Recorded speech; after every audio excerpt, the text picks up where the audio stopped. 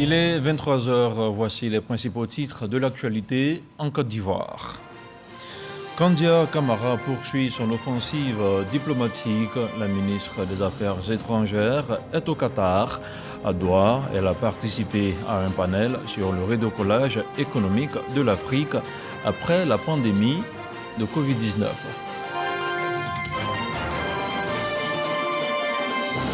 La ministre du Plan et du Développement, Niale Kaba, a pris part à la réunion préparatoire ministérielle de la 8e édition de la conférence internationale de Tokyo sur le développement de l'Afrique.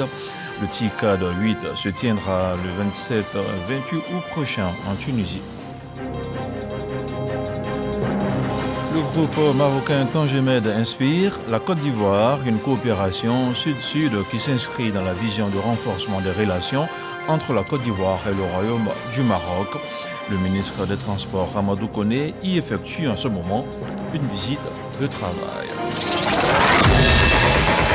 Bonsoir à tous et merci de regarder RTI 1. La ministre des Affaires étrangères est au Qatar. Kandia Camara a pris part ce samedi à l'ouverture du forum de Doha, une plateforme d'échange diplomatique sur les sujets d'intérêt mondial. Une rencontre au cours de laquelle la chef de la diplomatie ivoirienne a présenté le plan de riposte contre la Covid-19 et la détermination de notre pays à booster son économie après 2 années de pandémie. À Doha, on retrouve notre envoyé spécial, Michel Digré. Les défis mondiaux de développement et de paix au cœur du forum de Doha. Hommes politiques de premier rang, décideurs et intellectuels de plusieurs pays sont dans la capitale qatari pour trouver des solutions avec la force des arguments et du verbe. Cette plateforme que nous avions lancée il y a 22 ans est un lieu de rendez-vous pour les experts et les médias du monde entier. Nous sommes heureux que sa création ait ouvert la voie à l'émergence de nombreux forums qui contribuent à faire avancer le débat sur des sujets d'intérêt. Présente à ce forum, la ministre des Affaires étrangères de Côte d'Ivoire a participé à un panel portant sur l'Afrique post-pandémie Covid-19. L'Afrique est un continent résilient. Il y a 2 ans, toutes les conversations prédisaient que cette pandémie allait décimer l'Afrique. Face à la Covid-19, l'Afrique a tenu bon contrairement aux autres continents, mais elle retient d'importantes leçons pour son économie. La nouvelle vision que nous avons en Côte d'Ivoire, impulsée par le président de la République, son Excellence Alassane Ouattara, c'est de passer à l'industrialisation. Surtout qu'avec la pandémie, tout le monde a constaté qu'il n'y avait plus de contact entre les pays développés et les pays africains, entre les producteurs et les transformateurs, puisqu'il n'y avait plus de voyages, il n'y avait plus de liens. Et donc, cela nous a fait prendre conscience qu'il fallait dorénavant développer la transformation des matières premières sur place en Afrique, singulièrement en Côte d'Ivoire. Cela va permettre évidemment de créer des emplois pour les jeunes et pour les femmes, mais cela va permettre d'avoir des ressources pour nos pays africains, pour la Côte d'Ivoire, pour continuer son développement. Avant ce panel, la ministre Kandia Camara a eu une séance de travail avec son homologue du Qatar pour parler de coopération bilatérale, mais surtout d'opportunités d'investissement en Côte d'Ivoire. Et ici à Abidjan, les échanges se sont déroulés via visioconférence. La ministre du Plan et du Développement a participé ce samedi à la 8e conférence internationale de Tokyo sur le développement de l'Afrique, TICAD 8. Niale Kaba, qui s'est félicité de l'excellence des relations entre la Côte d'Ivoire et le Japon, a aussi exprimé les attentes de notre pays. Jean-Luc Bangbo. C'est depuis la salle de conférence du 20e étage à l'immeuble Siam que Kaba Niale a fait son adresse à la 8e conférence internationale de Tokyo sur le développement de l'Afrique, TICAD 8. Une adresse sous forme de bilan de la coopération entre le Japon et la Côte d'Ivoire. Je voudrais saluer les accords signés au cours de la TICAD 7, en particulier l'installation d'une usine d'assemblage de véhicules Toyota à Abidjan, la réhabilitation du CHU de Cocody et la construction de l'échangeur de l'amitié ivoiro-japonaise, dont la seconde phase a été déjà lancée. Kaba Niale a exposé les attentes du gouvernement ivoirien, notamment le renforcement des investissements japonais dans notre pays. Cela nous a donné l'occasion d'inviter ce secteur privé, mais également les officiels japonais à nous accompagner lors du groupe consultatif pour le financement du Plan national de développement 2021-2025. La Côte d'Ivoire est en attente d'une plus grande implication du secteur privé pour pouvoir donc lui permettre de mobiliser les 110 milliards de dollars US pour financer ce plan, puisque 74% des financements sont attendus du secteur privé japonais. Cette visioconférence, qui a enregistré la participation de plusieurs autres pays africains, a été l'occasion pour le gouvernement japonais de réitérer son soutien au continent. Les discussions ont notamment porté sur les nouvelles priorités sur le développement en Afrique en se projetant dans l'ère post-Covid-19. Je vous le disais en ouverture de cette édition, c'est une visite de travail qui vise le renforcement des relations de coopération entre la Côte d'Ivoire et le Royaume du Maroc. Elle concerne surtout les domaines de l'industrie automobile, du transport aérien, portuaire et ferroviaire. Il s'agit pour le ministre Amadou Koné, qui a visité plusieurs infrastructures, de s'imprégner de l'expérience marocaine en la matière. Le compte-rendu de notre envoyé spécial, Walter Amadou Ouattara. Rabat. Une équipe du groupe Tandjemed accueille le ministre Amadou Koné dans l'une de ses administrations. Cette structure est un exemple de performance en tant que hub logistique. Premier port d'Afrique avec une plateforme multiservice, Tandjemed, c'est au moins 1100 entreprises avec une connectivité maritime de plus de 180 ports et 70 pays de 5 continents. Le remarquable résultat est obtenu après une quinzaine d'années de travail. Ce succès et les stratégies qui l'ont engendré intéressent le ministre des Transports. Il ambitionne de les reproduire en Côte d'Ivoire.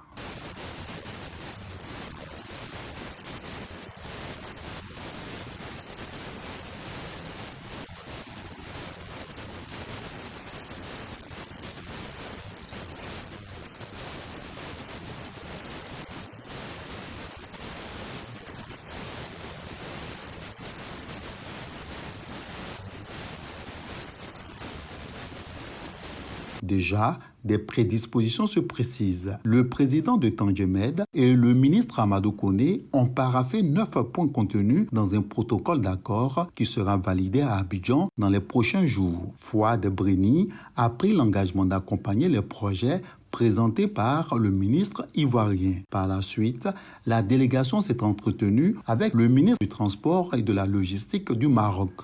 Ici également, partage d'expériences et renforcement de coopération sont sur la table des échanges.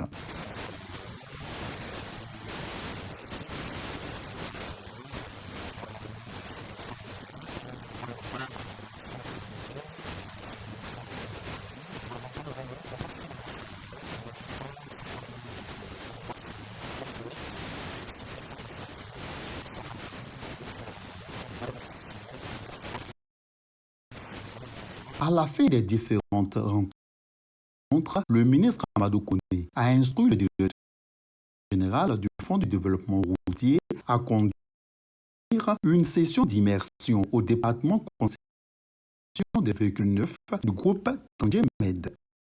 Cette démarche s'inscrit dans la vision du renouvellement du parc automobile en Côte d'Ivoire tel que voulu par le président de la République, Alassane Ouattara.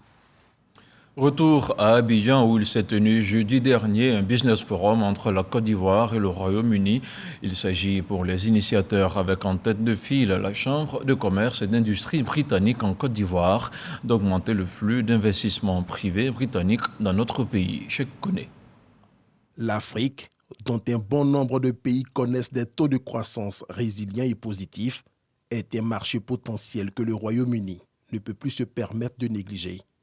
Il faut donc, en plus de renforcer la coopération économique existante, repenser son approche et la rendre plus inclusive. C'est l'objectif de ce premier Business Forum organisé à Abidjan. Nous avons organisé ce forum pour qu'il soit dynamique et engageant, pour qu'il réponde aux questions des participants, pour qu'il fasse des liens directs entre des entreprises et pour vous inviter à voir le Royaume-Uni de la Grande-Bretagne et d'Irlande du Nord d'un nouveau œil. Il va donner de compétences et d'engagements positifs pour le long terme. Le représentant du Premier ministre a clairement affiché l'ambition du gouvernement à travers la vision 2030 déclinée dans le PND 2021-2025. Celle de propulser la Côte d'Ivoire vers le statut de pays à revenu intermédiaire de la tranche supérieure avec la majorité de la population ivoirienne dans la classe moyenne à l'horizon 2030. Cette vision repose sur 4 objectifs de progrès humain. 1. Multiplier par 2 le revenu par habitant en 10 ans. 2. Créer 8 millions d'emplois en plus d'ici 2030 pour insérer notre jeunesse toujours plus nombreuse. 3. Diviser par 2 la pauvreté en la ramenant à moins de 20% pour changer le destin de millions de familles. Et 4. Améliorer l'espérance de vie de 10 ans en la faisant passer de 57 à 67 ans. Le Royaume-Uni et la Côte d'Ivoire, c'est 427,2 milliards de francs CFA d'échanges commerciaux entre 2020 et 2021. Avec cette approche pragmatique, je ne vois pas de raison pour les hommes d'affaires britanniques de ne pas investir massivement en Côte d'Ivoire. L'autre temps fort de ce Business Forum est la tenue d'un panel de haut niveau qui a permis aux acteurs clés du secteur privé ivoirien et britannique de s'adonner à un exercice de partage d'informations couronné par des rencontres B2B. À Dakar, au Sénégal, le ministre de l'Hydraulique participait à une tribune de la CEDEAO sur les ressources en eau potable. Laurent Tchagba a exposé sur l'initiative de la Côte d'Ivoire en la matière. À ses pairs de la CEDEAO, il a présenté les défis et les perspectives pour une bonne gestion des ressources en eau en Côte d'Ivoire. Envoyé spécial dans la capitale sénégalaise, Moussa Konaté. Stand de la CEDEAO au 9e Forum mondial de l'eau. Face à un auditoire, le ministre Laurent Tchagba fait l'état des lieux des ressources en eau en Côte d'Ivoire. Après près de 2 heures de présentation et d'échange, des participants se prononcent. Nous intervenons dans cette présentation puisque nous venons de démarrer un marché important qui va permettre d'apporter aux populations plus de 32 000 m3 jour d'eau potable, principalement sur 2 régions, la région de Kimoukro et la région de Mimignan. J'ai pu apprécier le rapport que M. le ministre a présenté, qui couvre tous les aspects de l'AGIR à l'horizon 2030, ce qui va permettre à la CEDEAO d'atteindre les ODD liés à l'eau. La gestion des ressources en eau et la production d'eau potable impliquent plusieurs structures mises en place par l'État ivoirien, représentées à ce rendez-vous international de l'eau. Mobilisation des moyens, renforcement des actions d'assainissement, entre autres défis à relever. Le ministre de l'Hydraulique assure de la volonté du gouvernement à réussir le pari de la gestion des ressources en eau. Quelles sont les difficultés et qu'est-ce que nous attendons des bailleurs de fonds, qu'est-ce que nous attendons des autres pour nous aider à améliorer ce qui est fait en Côte d'Ivoire. Et le fait de présenter un document pays, document consensuel qui est élaboré et présenté à ce forum démontre la volonté de la Côte d'Ivoire de pouvoir mettre en place l'AGIR qui est important pour la gestion des ressources en eau. L'AGIR, gestion intégrée des ressources en eau, est une vision de la CEDEAO pour inciter les dirigeants ouest-africains à s'engager pleinement dans la préservation des ressources en eau.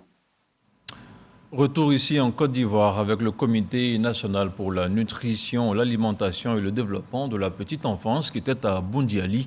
Aux côtés du premier magistrat de la commune, la ministre Mariatou Koné, il a participé à une activité de remise de vivres dans cette zone qui n'est pas à l'abri de l'insécurité alimentaire. Des vivres composés de riz, d'huile et de pâtes alimentaires ont été offerts aux cantines scolaires. Astou Touré. La lutte contre la malnutrition s'intensifie dans la région de la Bagoué. Cette partie de la Côte d'Ivoire est citée parmi les zones en insécurité alimentaire selon une étude menée par le Conseil national pour la nutrition, l'alimentation et le développement de la petite enfance. À l'hôpital général de Boundiali, plus de 200 enfants ont été pris en charge. Pour juguler le fléau en Côte d'Ivoire et apporter une réponse efficace, une stratégie est mise en place. Cette action a permis de dépister environ 2000 enfants et sauver 312. À Tumbougou Samoroso, village situé à 5 km de Boundiali, 5 cantines scolaires sont renforcées en vivres composées de riz, de sucre, d'huile, de concentré de tomates et de pâtes alimentaires. C'est vivre vraiment sont destinés aux cantines scolaires et non aux populations. C'est pour les enfants vraiment en âge scolaire et préscolaire.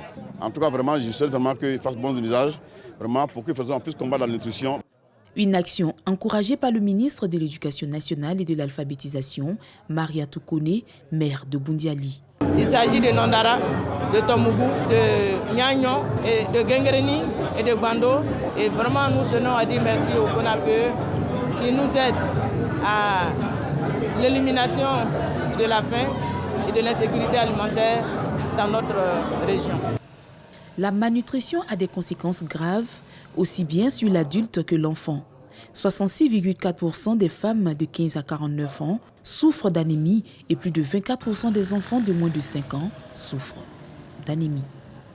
On continue à parler de santé avec notamment le point de la situation de la Covid-19.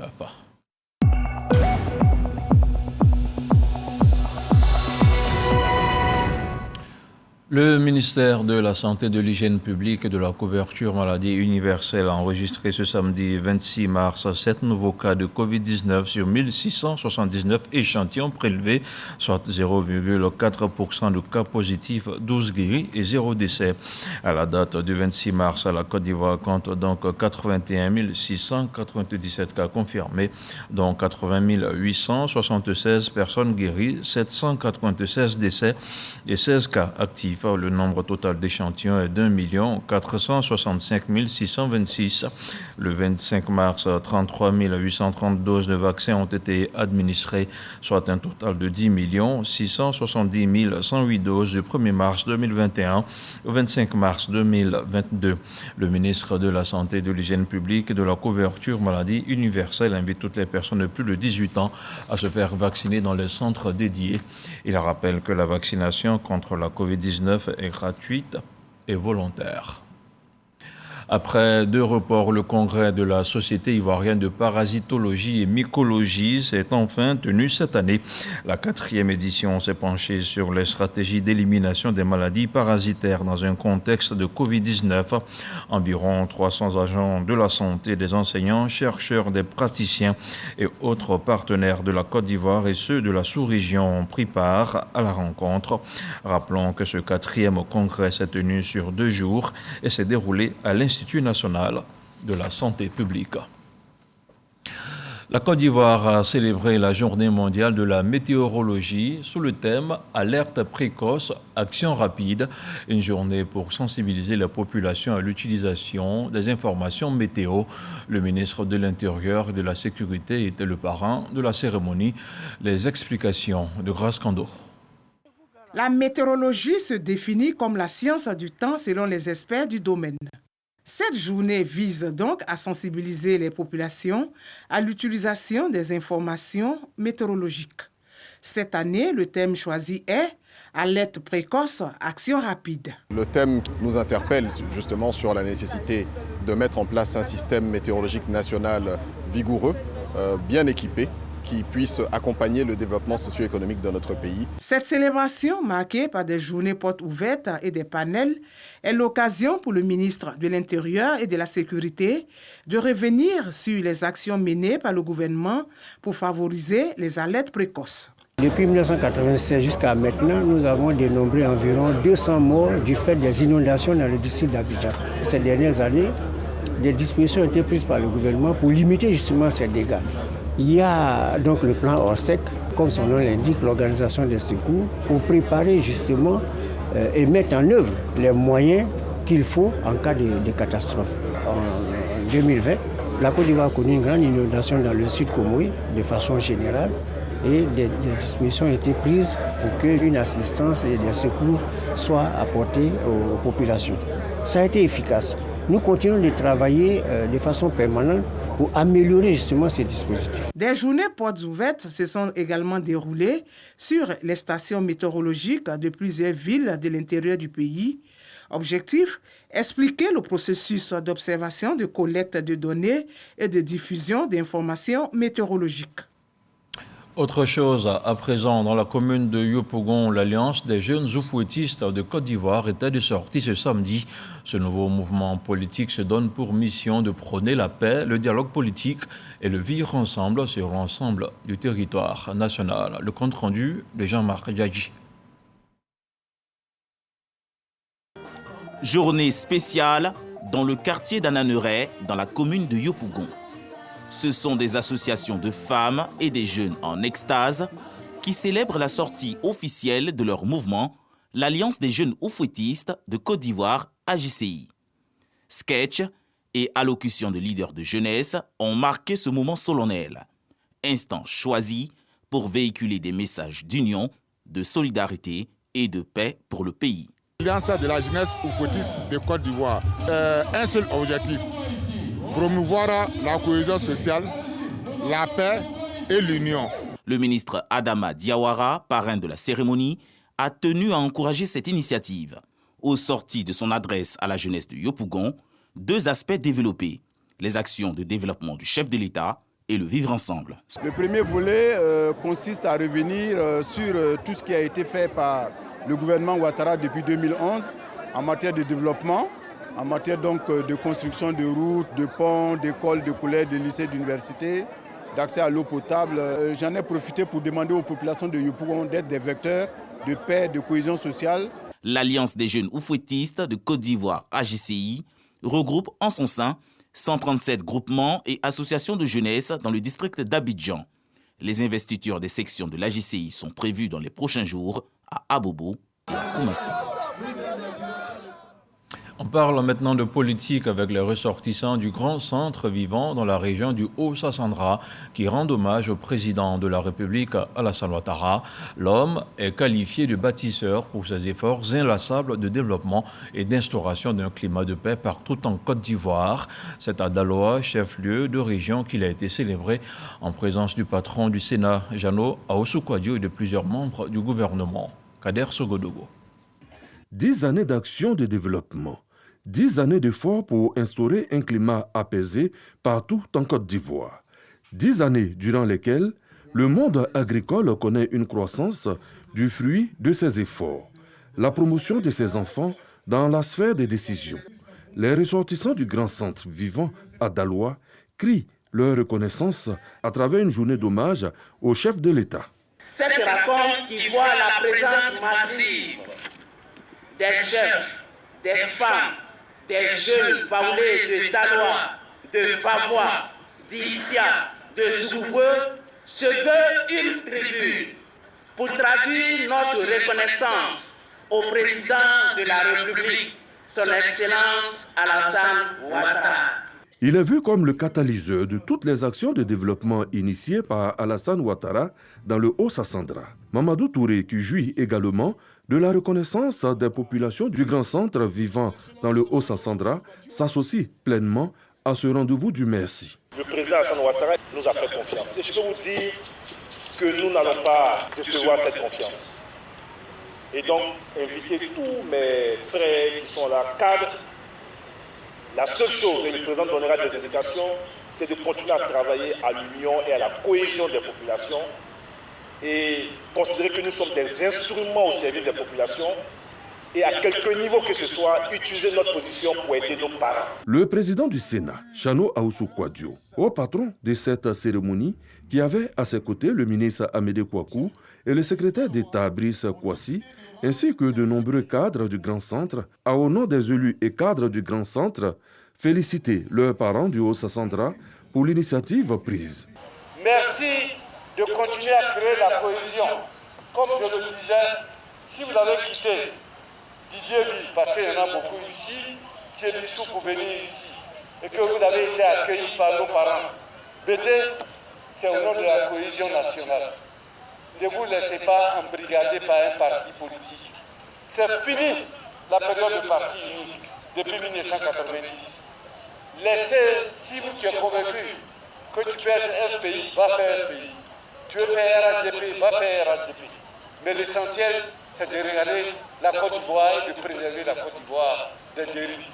Des dons, des danses. Le Grand Centre à Daloa a fait de cette journée d'hommage à Alassane Ouattara un véritable moment festif. À Doropo, on a aussi rendu un vibrant hommage au chef de l'État. La localité qui vit désormais au rythme du développement a choisi d'exprimer sa reconnaissance au président de la République, Alassane Ouattara. La cérémonie a réuni plusieurs cadres et élus de la région ainsi que le ministre-gouverneur du district autonome du Zanzan. Le reportage d'Herman Yamia. Doropo, dernière ville de la Côte d'Ivoire située à la frontière nord-est du pays avec le Burkina Faso. Cette localité où les populations autrefois se sentaient abandonnées présente aujourd'hui l'allure d'une ville moderne. Un boulevard en 2x2 voies traverse toute la ville. Même la voie reliant Bouna à Doropo, longue d'environ 80 km, autrefois totalement impraticable, où il fallait entre 3 heures et 4 heures aux automobilistes pour relier les deux localités, est aujourd'hui réduite à moins d'une heure grâce au bitumage du tronçon. La ville qui ne disposait pas de château d'eau en possède deux maintenant. Le groupe électrogène, qui alimentait toute la ville en électricité, a fait place au réseau électrique national, permettant ainsi à environ 70% des villages du département de profiter de l'électricité. Mais mieux, plusieurs villages disposent aujourd'hui de centres de santé et d'écoles grâce au président Alassane Ouattara. Autant de raisons valables qui ont amené les populations du département de Doropo à lui rendre un vibrant hommage. Il peut compter sur la population de Doropo dans l'accompagnement de toutes les actions de développement qu'il va entreprendre pour notre pays, la Côte d'Ivoire. Le ministre-gouverneur du district autonome d'Izanzan a ajouté que tout le district est reconnaissant au président Alassane Ouattara pour avoir sorti cette vaste zone de la précarité. Dans le district, nous ne cesserons jamais de dire merci au chef de l'État. Et le message que je porte, c'est un message d'espoir. Des efforts doivent être faits afin d'aligner le département de Doropo dans les concerts des localités qui avancent dans ce grand pays qui est la Côte d'Ivoire. Dans les semaines à venir, les populations entendent organiser une cérémonie à l'honneur des forces de défense et de sécurité qui, au péril de leur vie, luttent contre les tentatives d'infiltration des terroristes. Dans l'actualité hors de chez nous, la communauté économique des États d'Afrique de l'Ouest CEDEAO réunie vendredi à Accra au Ghana a annoncé le maintien des sanctions à l'encontre du Mali en raison du retard pris dans un retour des civils au pouvoir. L'organisation a également décidé de sanctionner la Guinée si elle ne présentait pas de calendrier acceptable pour la transition avant fin avril 2022 et le Burkina Faso s'il ne libérait pas l'ancien président Roch-Marc Christian Kaboré d'ici au 31 mars 2022, selon le communiqué final de la réunion des chefs d'État de la CEDEAO. Et il est temps pour moi de clore cette édition. Merci de nous avoir suivis. Bonsoir et à demain.